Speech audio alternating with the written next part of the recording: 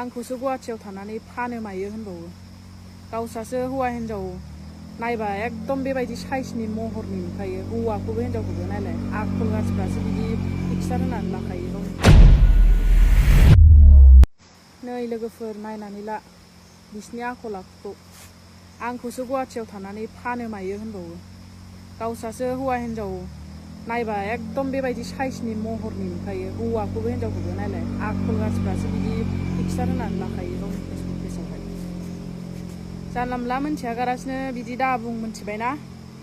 मोनथिनायबा बेलेग मोनथियागारासिनो नों बिदि गोदाव सोराव बुंनो नाङा आरो मालायखौ। नामाबो हिमालया बर'लायबावसो। सैमानि फिसासो बे साला मालायखौ गाज्रि गाज्रि बुंनो फैदों साला बुंदा बायदि।